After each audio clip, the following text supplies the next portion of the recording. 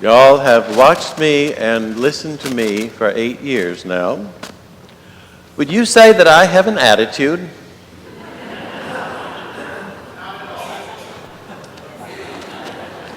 I do remember my mother saying several times, "Don't you give me an attitude, young man."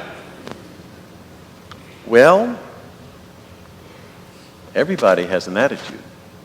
Let's be honest. There are good attitudes and there are bad attitudes. And if you don't like to call it an attitude, call it a philosophy of life. But it's how we look at life. We make our decisions based on what we genuinely believe. That's our attitude. What did we hear in the readings today? We heard 3 different attitudes. The first is from the prophet Isaiah. Oh, it's going to be great. It's going to be wonderful. When finally the Lord comes, everything is going to be beautiful. So just wait for the Lord. Be patient and wait for the Lord. That was his attitude. And it's a good one. What does St. Paul tell the Romans? We've got to live in harmony with one another. Why can't we all just get along? If you love God, you love your neighbor. Now let's get along and build that kingdom. That's St. Paul's attitude, a good attitude. What about my favorite, St. John the Baptist? You're all going to hell if you don't repent. Now, for heaven's sake, take God seriously. Grow up. That's John the Baptist. I love it.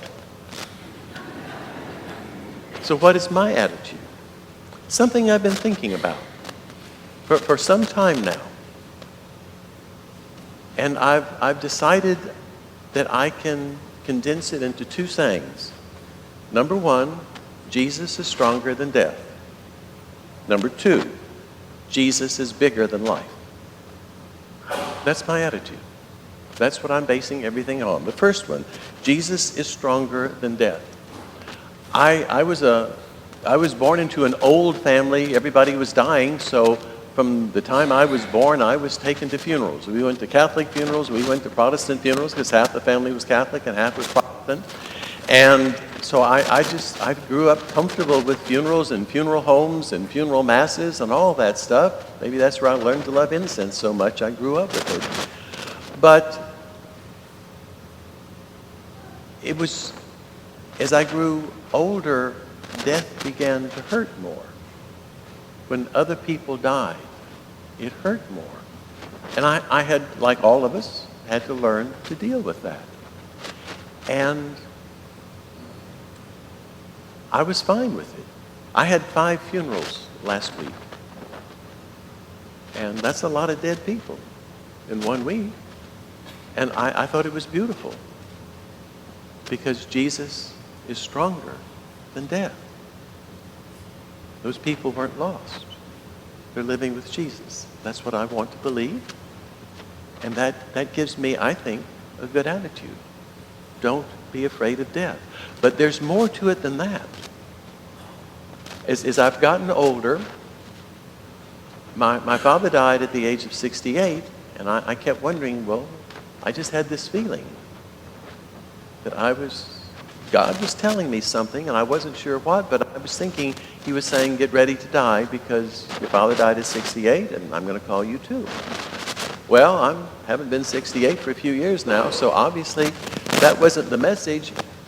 What I finally realized the message was, be prepared for your death, so that whenever it comes, you're ready.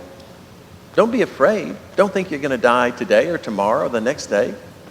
Because if you're ready, you're ready. You don't have to worry about anything. You're prepared. You can forget it. And I like that. That sort of set me free. That Jesus is stronger than death. Trust him. You don't have to worry about it.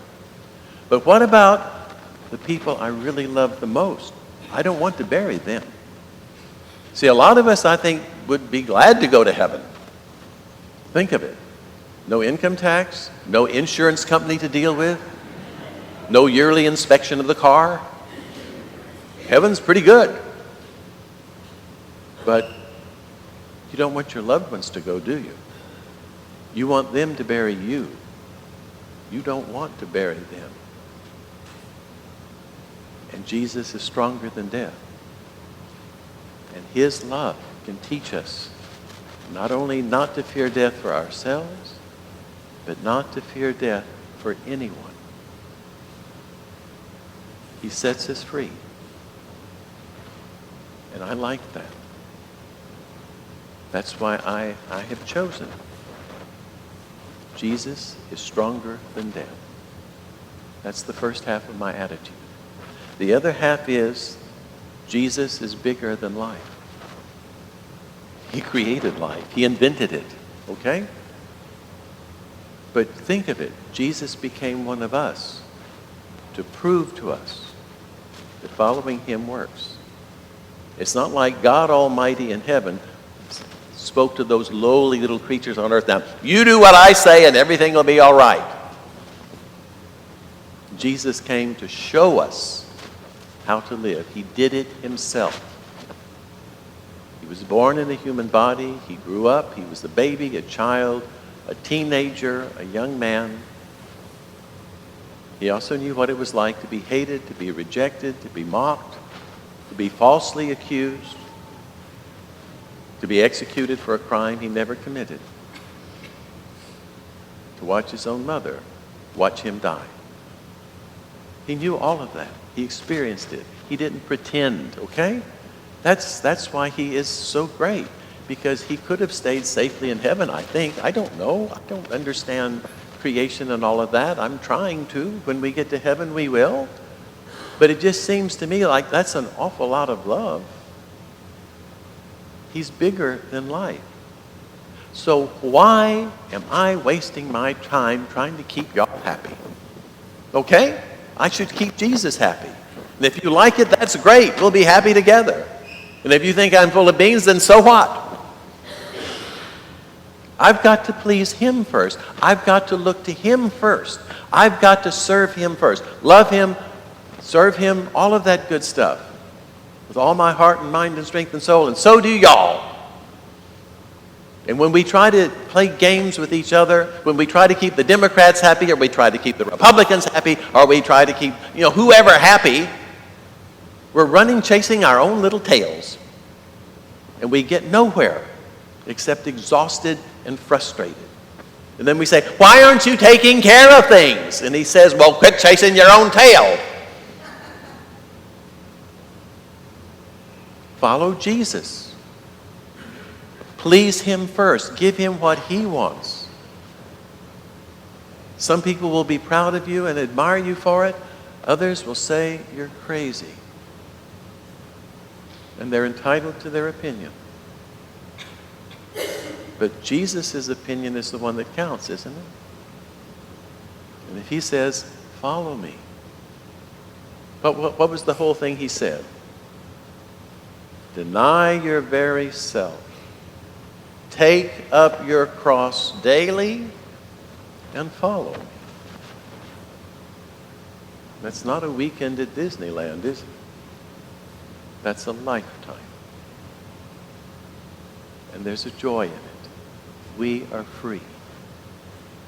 We end up loving and serving each other because that's what the Lord is guiding us to. The more we love him, it's kind of like St. Paul was telling the Romans, the more we're going to love each other. We can look at Isaiah and say, I believe it is possible to have a glorious future. I don't have to be afraid of the future because God is so glorious, he's going to show us how. And we can understand John the Baptist who's saying, quit playing games. Be honest with yourself. I think that's the hardest thing to do in life, isn't it? To be honest with yourself. If you don't lie to yourself, you won't lie to God. And it's Jesus who sets us free. This is the time of Advent when we really try our very best to get closer to Jesus, to understand him, to say, who are you in my life? So, I ask you, what is your attitude? What is your attitude? Because that's life or death.